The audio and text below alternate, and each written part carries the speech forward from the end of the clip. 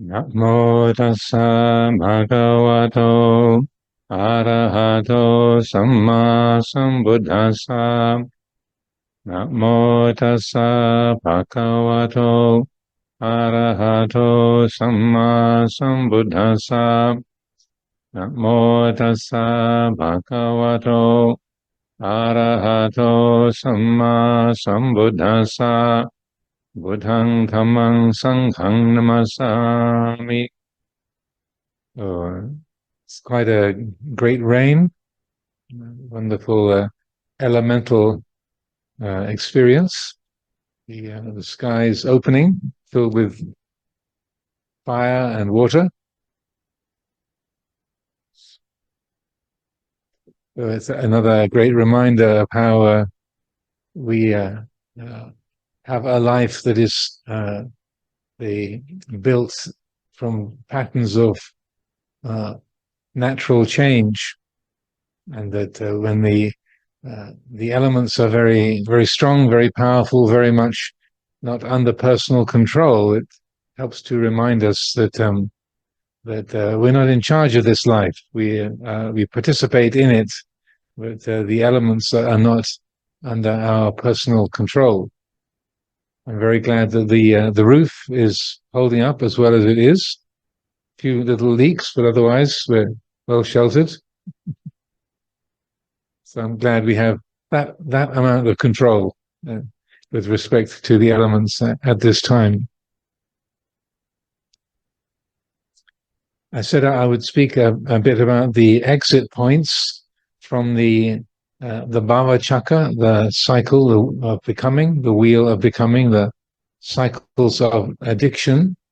And so I'll address these in a little detail this evening, but we also have the whole week together to explore these more in our own lives, in our own minds. So the first exit point is associated directly with the first noble truth, the experience of dukkha, dissatisfaction. Dukkha has already arisen from some cause or other, so there's the experience of discomfort, dissatisfaction that has arisen in our heart. And as I was quoting a few days ago, the Buddha said, this can, say, ripen in two different ways. The experience of dissatisfaction, where we are say, frustrated or irritated, we're frightened, we are lonely, we are insecure.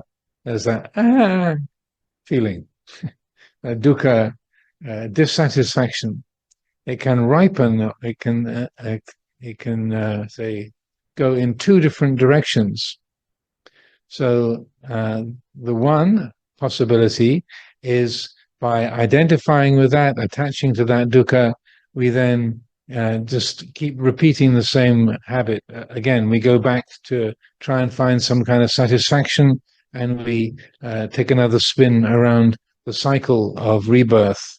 We try to find another thing to bring satisfaction, a thing to make us feel comfortable again. Another spoonful of honey, another degree, another book to publish, another relationship to get into, or another relationship to get out of, another teacher to join up with, another teacher to get rid of, whatever it might be. So we go around and around the vata samsara, the wheel of birth and death. So that's the one option. The other option, as I mentioned, the Buddha called search. And when he speaks about that in this particular teaching, he says, there must be some way, some thing that can be done. There must be some means whereby this feeling of dukkha can be transcended. It can be let go of. Now, what is the way? So that's the search. So that is, in a way, representing the quality of saddha, or faith, confidence, that this experience of dukkha, it's not an absolute reality. It's not something permanent. It's an arisen experience, and not everyone has the same experience. So there has to be a way that in this life, in this mind, that same experience can be avoided, can be let go of, can be transcended. In a more detailed teaching, the Buddha follows this up, and this teaching is known as transcendent dependent origination. And when it's described, it starts off in the usual way of ignorance conditioning, sankhara conditioning, vijnana, and so on, the usual pattern of links.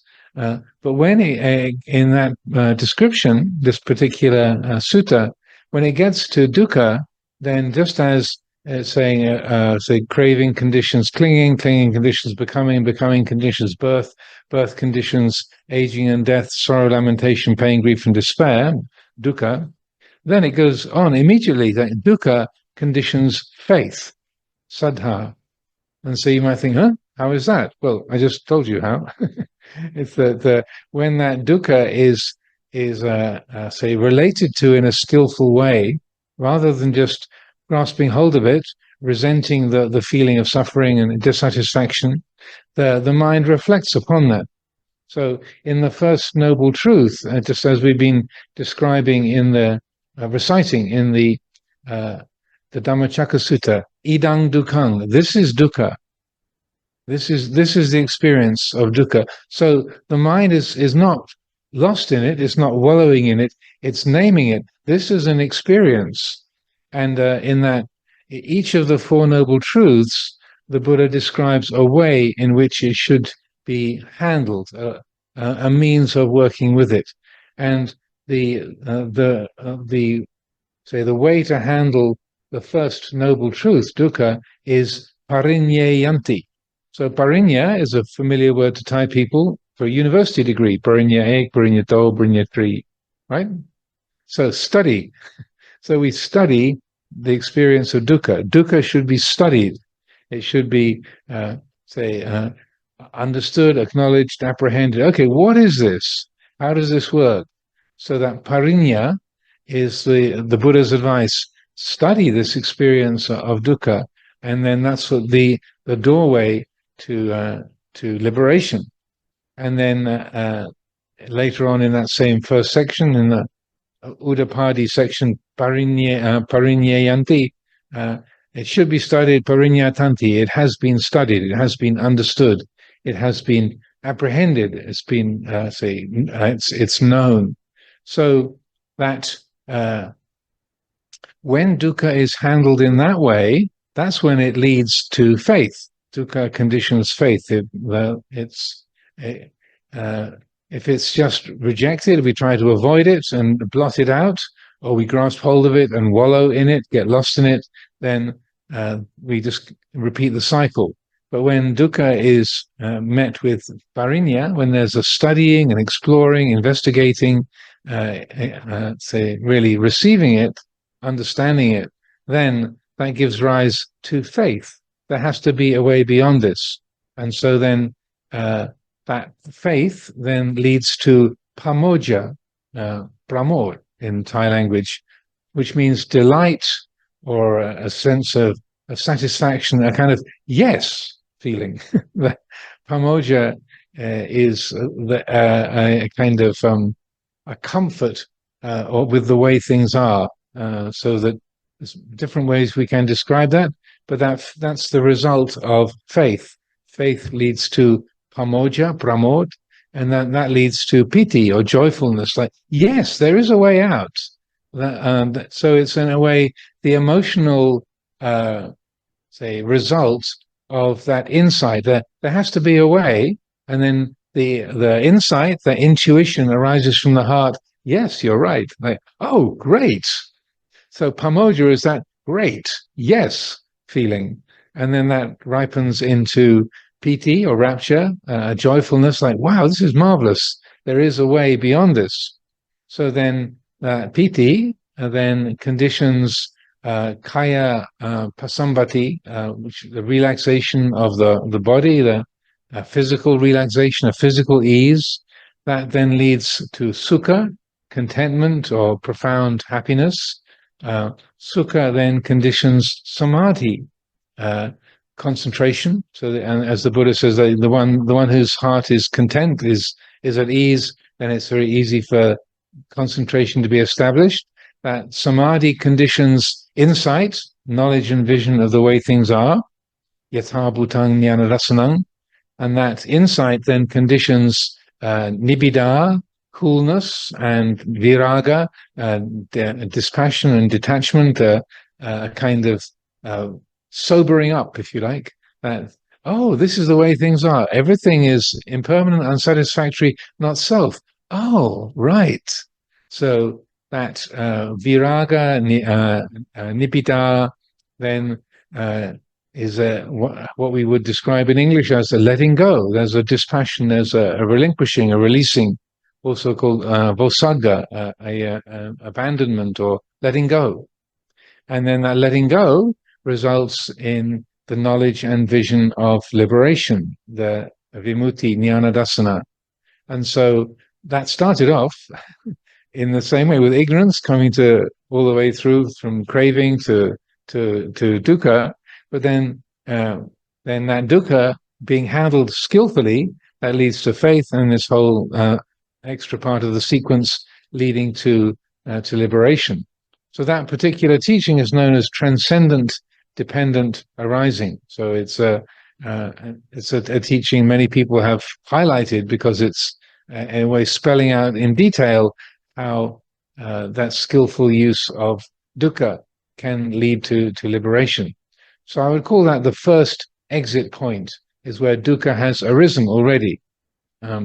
It's like you've another way of describing it is you kind of been lost in some sort of state of excitement or fear or jealousy or aversion, and you suddenly realize that it's a painful state, like you've kind of woken up surrounded by broken glass and you've got no shoes on your feet. You go, oh wow, how did I get here? Okay, now here I am, surrounded by broken glass. I've got nothing on my feet. Now, what's the way forward? There has to be a way out of this. And so that I think, okay, I can take off my shirt, wrap it around my feet, and walk through the broken glass that way. There is a way forward. Not that any of us have necessarily had that experience. In my misspent youth, I have woken up in a bed with broken glass and the handle of a beer mug, a broken handle of a beer mug stuck into my back. I've still got the scar from that, on a particularly wasted night. So I have a little bit of experience of waking up in the middle of broken glass. But that's the, in a sense, meeting dukkha and then finding a way forward. Yeah, that's a kind of an image that one can bring to mind in respect to that. So that's the first exit point associated with the First Noble Truth. The second exit point, what we're talking about in the Dhamma discussion this afternoon, that is the link between sort of stage 7 and 8, between Vedana and Tanha, between feeling and craving. So that's the weakest link of the chain, and what the Buddha highlights tanha, craving, as the cause of dissatisfaction, of dukkha. And he names it, I feel, in the Four Noble Truths, because like this is the point to aim at. This is the weakest link. This, if you bring your attention here, then you can get to the root of the matter. So this is about learning to live with feeling, with a peaceful attitude. And again, the other day I was mentioning the teaching of the arrow, called the arrow, the Salla Sutta. And you find that in the connected discourses, the Samyutta Nikaya, in the chapter on the 6 senses, and I think it's Sutta number 6 so chapter 36, Sutta number 6, called the Salla Sutta, the Arrow Sutta. And just to remind you of that, because it's a very short teaching, but it's extremely helpful, meaningful. And many Western practitioners, people, therapists, doctors, people in pain management, I know this is a very important teaching. I've seen this quoted in print and by people in many different areas. And so it's a short teaching, but I would say extremely significant, definitely worth getting to know. So the Buddha often used images from military life. He was a soldier before he was a monk, so that there's a lot of military language in the Buddha's teachings, and so this is one of the instances of that. So the image is of a soldier on a battlefield, and the soldier is shot by an arrow, a sala, a lukson, lukson in Thai language. And the Buddha said it's impossible to not be hit by the first arrow. The first arrow that the soldier is hit by represents physical pain. If you have been born, you have a body, you have a mind, necessarily there will be physical pain. That's unavoidable. So nobody escapes the first arrow. And the Buddha himself, as I mentioned, had chronic back pain when he was old. The beginning of the Mahaparinibbana Sutta, he makes a statement, I'm 80 years old. My body's like an old cart, an old wagon held together with straps and strings and wires. The only way I can experience comfort is to completely absorb the mind into emptiness. So for the Lord Buddha himself, if he was paying attention to the sense world, he was in pain. We don't appreciate that necessarily, but the great master himself had chronic pain. So that was not the suffering that had come to an end with his full enlightenment. So nobody escapes arrow number one. So then arrow number two, that is avoidable. And that the second arrow he describes in his teaching, that is the negativity, the aversion, the fear, resentment, that say the cloud of irritation, agitation, and negativity the mind creates around that painful feeling. So that is completely avoidable. So the capacity that we have to distinguish between those two is really important. And so particularly in meditation and a retreat situation like this is the ideal environment to get to know the difference between those two arrows, how there can be physical pain in our legs or back, or if you have other kind of chronic pain or illness that produces that, we can explore that and find that, yes, indeed, there can be physical pain, but the mind can not turn it into a problem. But also, as I mentioned in the guided meditation, that doesn't mean to say that we have to be completely passive in relationship to that. And I feel it's very significant that there's a number of places, maybe 6, 7, 8 places, maybe more in the suttas. I've counted about 8 places where the Buddha is giving a Dhamma talk, and then he turns to Ananda or Mahakachana or Sariputta and says, Kachana, my back is paining me. The assembly is still wide awake. I'm going to go and lie down and stretch my back. You carry on giving a Dhamma talk. So the Buddha would stop giving a talk and hand over the Dhamma seat to one of his disciples so he could go and stretch his back. So he's the Lord Buddha. He's incapable of suffering, but he's still taking steps to relieve the pain in his body because that's, let's say, affecting his experience. And so he's ready to take action to help relieve that pain out of kindness to the body. So, and as I again was mentioning in that guided meditation, if we bring an attitude of acceptance, radical acceptance towards painful feeling, then there's the mind is at peace with that, then it doesn't mean to say that we can't change our posture, or we just have to be like passive in respect to that painful feeling. But if there's an attunement to the body and its limitations, then from that attunement, that mindfulness and wisdom of appreciating the body, there can be the recognition, just like the Lord Buddha saying, I'm going to go and stretch my back, carry on giving a teaching. There's a recognition of, this is all the strain that my knee can take. Now, out of kindness to my knee, it's time to change the posture. So not out of aversion, not out of impatience or resentment, but out of kindness to the body, out of an awareness of the limitations of the body, then the posture is changed, based on mindfulness and wisdom, not based on me being fed up or worried or agitated.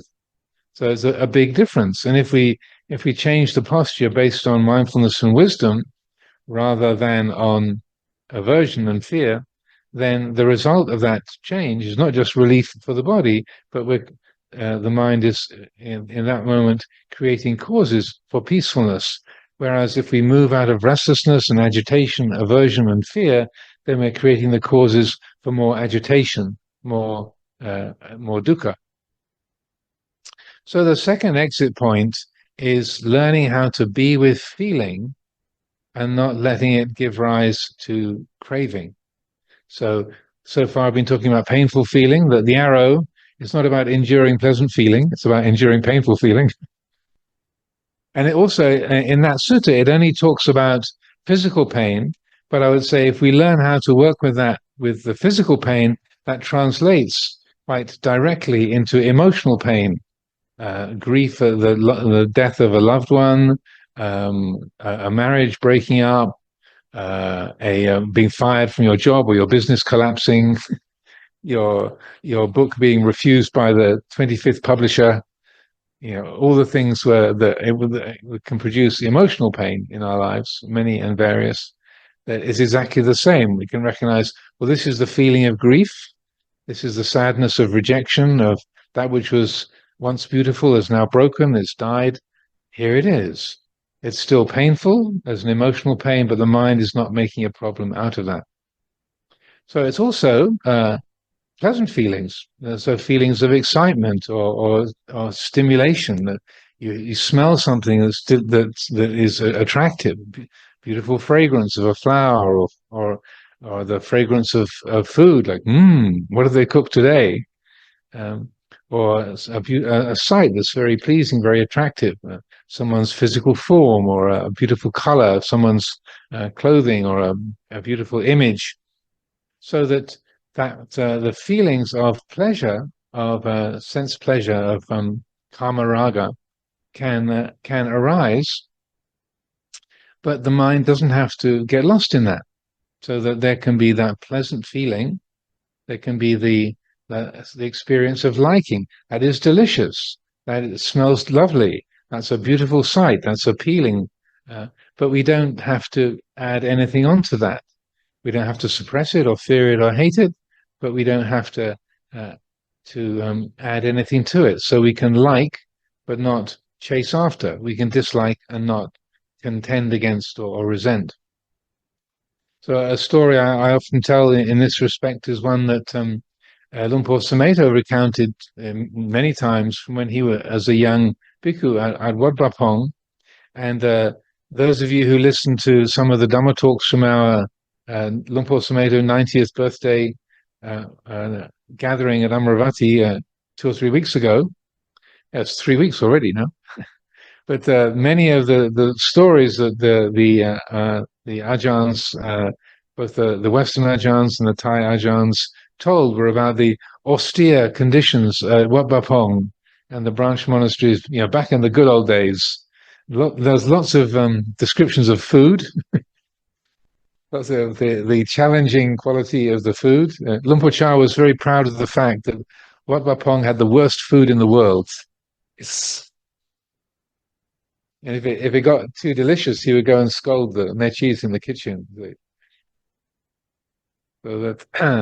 So anyway, life at Wat Pah Pong was very, very plain, very austere, and there was a very strict separation of the junior monastics and even most of the senior monks from the lay people, and certainly there's a very strict division between the nuns community and the monks community. So, but in those days, Ajahn Sumedho was a very new bhikkhu, and he was the only Westerner in the monastery, and so there was these kind of local stories. Is it true there's an American, a huge white American, there's a monk at Wat Pah Pong. No, it can't be true. Yes, there is. There's a big white American. It's like, he's huge. So this kind of legends of this foreigner thing, staying at Wat Pah Pong, but life is so tough there. Can't possibly be true. And no Westerner could possibly stand living at Wat Pah Pong. Yeah. Anyway, so Ajahn Chah was quite protective of the young Bhikkhu Sumeto, but occasionally he would invite him to come and meet with the groups of people who came to visit because of the saddha, the faith, inspiration. They would get, wow, it's true, there's an American monk here at Wat Pah Pong. So on this one occasion, there was a group of the nursing students from the college, the nursing college in Ubon, and the staff would bring the student nurses out to Wat Pah Pong, once a term, I think, to receive teachings from Luang Por Chah. And so on this occasion, he had the young Bhikkhu Sumeto sitting with him. And so there's like a group of them, 50 or 80 teenage nursing students, all in their kind of white and turquoise uniforms, and very smart and very proper. And the senior nurses, the matrons and staff nurses who are their teachers. But being that close to that many young female people was very, very rare for the young Bhikkhu Sumeto. And after the group had come and Luang Por Chah had given them teachings, then he and they had paid their respects and departed.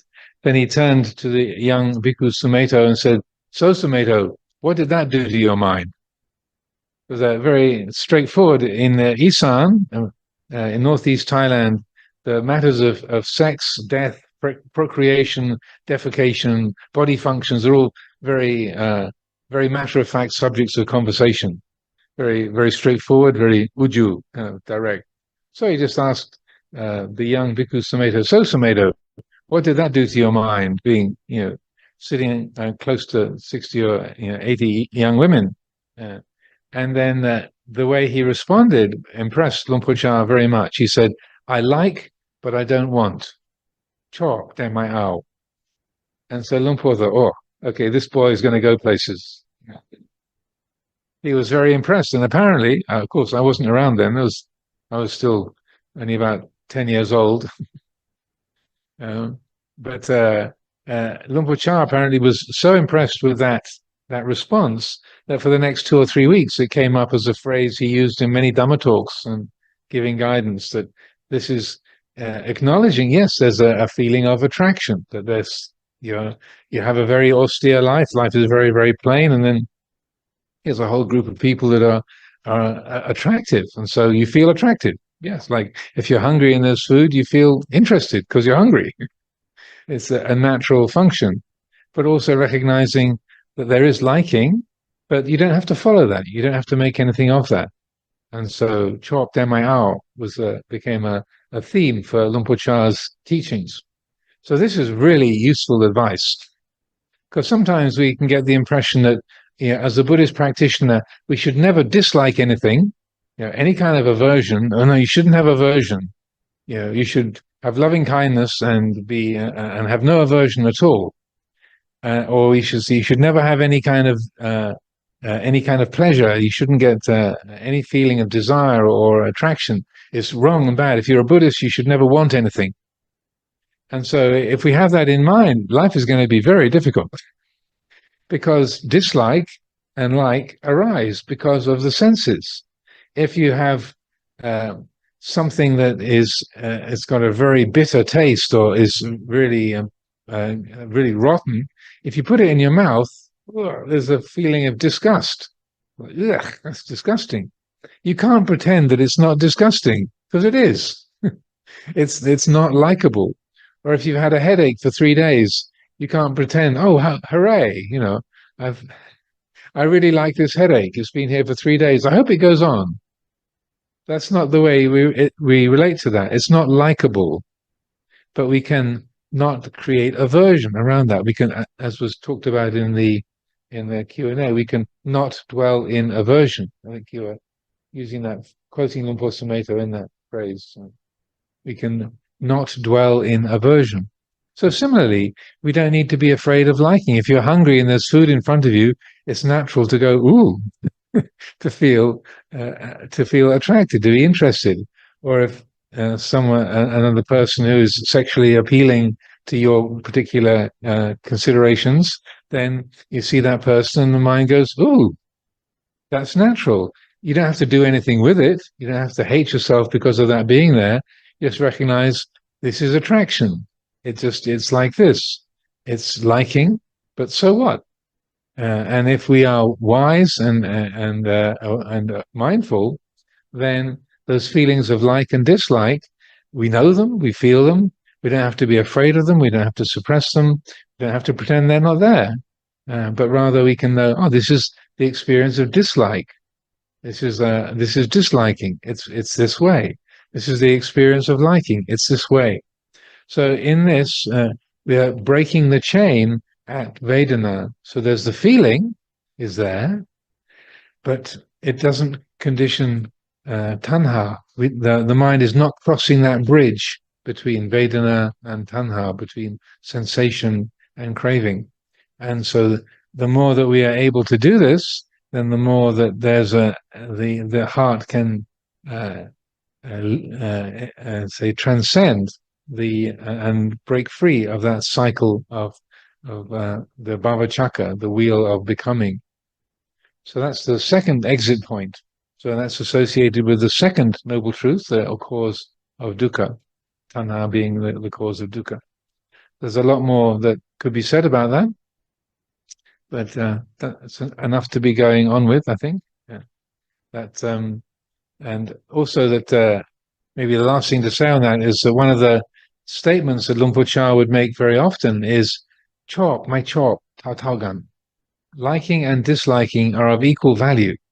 We can learn from both of them, and so that we are getting what we want or not getting what we want. If that mind handles them skillfully, then wisdom can develop from both liking and disliking. So they can be a source of learning, a source of wisdom. So the third exit point, I would say, as was also came up this afternoon in the Dhamma discussion time, is right at the beginning. So it's a sort of link number one at avijja, in a way, just before that. So when there is vijja, the more that the mind can be established in awakened awareness, then that whole process does not arise. There's still seeing, hearing, smelling, tasting, touching, thinking, but the mind is not giving a false sense of solidity to the feelings of here and there, subject and object. It's not giving a false solidity to sight, sound, smell, taste, and touch. The mind knows the experience of the world as empty, as sunya. So this is a very subtle kind of awareness, and it's easily disrupted. That's why we need to practice so much. But it is possible, and so that many of you who've listened to Luang Por Sumedho's Dhamma talks in recent years will know that he focuses upon this almost to the exclusion of everything else. Just be awake, wake up, wake up, wake up, be awake, be aware, and that the more that the citta, the heart, can be established in this quality of awakened awareness, then the whole cycle of trouble does not begin. The catastrophe does not get caused. So that this is a challenge, but it's in a way that, as I was saying this afternoon, dukkha nirodha. It's like the restraining of the causes for dukkha. So it's not just dukkha has begun and now it comes to an end, but dukkha nirodha also means the non-arising of dukkha. And also in Luang Por Sumedho's teachings in past years, he would say things like, actually, there isn't really any dukkha. We just think there is. It just seems to be that way. But really, it's just the wrong handling, the wrong understanding of a particular pattern of experience. If it's seen and known clearly, then it's recognized there is no dukkha. It's just the Four Noble Truths are not absolute truths. They're noble truths, and they are conditioned experiences, but they lead towards transcendence. They lead towards liberation. That's why they're called noble. So when people say all life is suffering, as the Buddha taught, everything is suffering, and they hold it to mean that everything is miserable and is always going to be that way. And as soon as you acknowledge that, then the better. And in the West, in the early days, that was a frequent misunderstanding of the teaching about dukkha. So it doesn't mean the Buddha saying there is dukkha. It's not saying that's an absolute truth, but rather we experience this from time to time. There is the experience of incompleteness, of dissatisfaction. And so it's not an absolute truth, but it's a relative truth. And if it's understood in a skillful way, it leads towards liberation. So hopefully that difference, distinction, it can be understood by people here. That it's not an absolute reality, but it's just how things appear. I am unhappy. I am experiencing dissatisfaction because of the wrong understanding of this experience. So sometimes Luang Por Sumedho would say that there is no suffering, really. And in those of you who have studied, say, Northern Buddhism, Mahayana Buddhism, or read some of the works of Ajahn Buddhadasa's translations of Huangpo and Huineng, in those Zen teachings from China and from Japan, then they refer a lot to what is called the Heart Sutra, and in that it says there is no suffering, no origin of suffering, no cessation, and no way. There is no understanding and no attainment, because there is nothing to attain. And so it's some people might feel, well, that's really heretical. That's a wrong understanding. The Buddha said there is suffering, but what it's pointing to is that from the most profound perspective, there isn't really any suffering. There isn't really any origin. There isn't really any cessation or path. Those are relative truths. Ultimately, if it's seen with perfect clarity, there really isn't any dukkha. That these are all things that are samuti satcha, conventional truths. It may be also referring to the Northern Buddhist tradition. In the Tibetan Buddhist world, this kind of practice of focusing just on the establishment of vijja, of awakened awareness, in the Tibetan language, that's called, the word for vijja is rigpa, and avijja is ma-rigpa. And so in certain forms of meditation in the Tibetan tradition, one called Mahamudra, another one called Dzogchen, the practice revolves around the establishment of the heart in that awakened awareness. And so it's not based on a particular techniques for concentration or any kind of methodology, other than as Luang Por Sumedho has been saying a lot in recent years, be awake, wake up, be awake, wake up. And so that the more that the mind embodies that quality of awakened awareness, the more that vijja is continuously established, then the more the heart is completely free of limitation. There's the quality of spaciousness, awareness, limitlessness, and radiance that are the natural attributes of the mind, free of greed, hatred, and delusion. So that third exit point is right at sort of link number 1. And so that's associated with the third noble truth of dukkha nirodha, or the cessation of dukkha, or the non-arising of dukkha. So when I was leading a retreat on dependent origination a few years ago, and I was talking about this and reflecting on it, I thought, well, each of these lines up with the first noble truth, second noble truth, third noble truth. So if we're going, so link number 12, link 7 to 8, and then link number 1. So is there an exit point associated with the fourth noble truth, the Eightfold Path? And if so, how could it be before link number 1 as we're going 12, 7, 1? How can we get back before 1? So this is the kind of way my mind works sometimes. So I was looking at this, and I thought, well, uh, where does ignorance come from? What are the causes of ignorance? And so then, reflecting on that, I thought, well, it's very rare in the suttas that the Buddha talks about the origins or the source of avijja, but he does in a couple of places. There's I think in the Sammaditthi Sutta, in the middle length discourses, he talks about the asavas, the outflows, as being the cause of ignorance. But in much more detail, in another of the discourses in the Book of the Tens, in the numerical discourses, the Anguttara, and this is Sutta number 61, if you want to look it up at some point. So then he goes through in detail where ignorance comes from. And so this is called the Ignorance Sutta, Avijja Sutta. And I think it's the only place in the whole Pali Canon where the Buddha spells it out. And so I feel this is very significant. So it starts off with the question, so what is the fuel? What is the source? What is the support for ignorance, for avijja? And then he says, well, it's the five hindrances, the nivarana, sense desire, ill will, dullness, restlessness, and doubt. The five nivarana, these are the fuel, the source, the support for avijja. And then he says, well, so what then is the fuel? What's the support for the five hindrances, the five nivarana? He says, well, it's the three kinds of unskillful action: unskillfulness in thought, unskillfulness in speech, unskillfulness in action.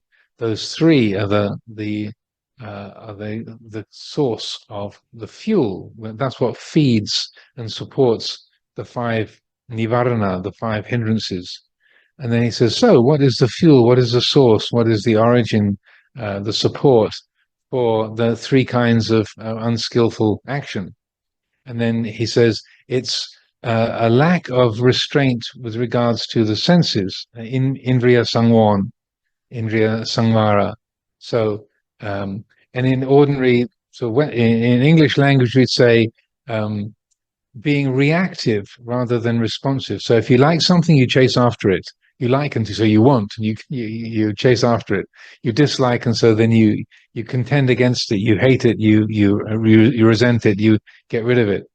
So that lack of sense restraint is the fuel for those three kinds of unwholesome thought, speech, and action. So a lack of indriya sangvara, indriya sangwon. So then he says, so what is the fuel, the support, the source of that lack of sense restraint? And then he says a lack of sati sampajanya. If the mind is not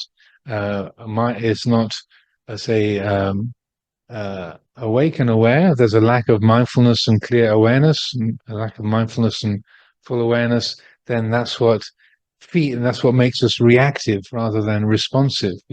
We're impulsive. We just follow our urges, our impulses in a blind and an unconscious way. Then he says, so what then is the fuel? What is the support? What's the source for that lack of sati sampajanya, mindfulness and full awareness? He says it's a lack of wise reflection, yoniso manasikara. There's an ayoniso manasikara, unwise reflection. So the mind dwells upon the things that it hates, the things that it complains about, the things that it fears and worries about, the things that it wants to get and get hold of. So that's unwise attention, ayoniso manasikara, unwise reflection or attention. So then he says, so what is the fuel? What's the source? What's the support for that lack of wise attention, that unwise attention? And he says it's a lack of faith, lack of saddha. If you don't have faith in something beyond material pleasure, and sense pleasure, or satisfaction through seeing, hearing, smelling, tasting, touching, then there's no faith in any kind of spiritual quality. Then that's what feeds that that unwise attention, you focus on the things that create excitement or that you get upset about, you get worried about. So what's the support? What's the fuel? What's the support? What's the kind of what feeds that lack of faith? It's just not listening to good teachings, not paying attention to wise teachings. So not drawing close to Dhamma teachings and wise advice, not receiving spiritual advice that's helpful, that's liberating. And he said, what's the support? What's the fuel? What is it that is the cause for that lack of drawing close to wise teachings that makes you so distracted, wanting to kind of just amuse yourself or knock yourself out? And then he says, lack of good friends, not drawing close to good people. So that is the source. That's the root. That's the origin of the whole thing. So it's in the Book of the Tens. You got in this direction. It's only 9. Those of you who've been paying attention, that's only 9, Ajahn. How come it's in the Book of the Tens? Well, wait for a moment. So I'm not sure if any of you were counting, but so that's only 9 takes you. But he says that's the root. Sat purisa sangseva. So sat means good or true. Purisa is a person like purut. Sangseva is to draw close to. So not drawing close to good people, that's the root of the whole avijja system. Then he gives this very beautiful image that just like the rain falls onto the hilltops and forms into little puddles, the puddles form into little trickles, the trickles form into ponds, the ponds form into bigger streams, the bigger streams form into rivers, and the rivers flow into the sea, and the sea is filled up. So too, ignorance is filled up by this whole causal chain, starting at not drawing close to good people, not having good friends, not having kalyana mitta. But if you draw close to good people, so I would say spending 10 days on top of this hill here in the beautiful surroundings of Chiang Rai province at Chaisai, if you draw close to good people, Satpurisa Sangseva, then that gives rise to that supports the opportunity to hear good teachings, liberating teachings. So if you listen to good teachings, liberating teachings, that feeds the quality of faith. That sense of, oh yeah, there is something beyond material pleasure and physical comfort. So, and then that faith, that leads to wise reflection, yoniso manasikara. That wise reflection supports the quality of sati sampajanya, mindfulness and full awareness. Sati sampajanya feeds the quality and is the support for indriya samvara, restraint of the senses, or being responsive rather than reactive. So you see something that you like, you don't chase after it. You see something that you dislike, you don't have to reject it or fight against it. So that what I was saying about being say wise in relationship to feeling and perception. So when there is responsivity rather than reactivity, and I hope you can understand the difference between those two.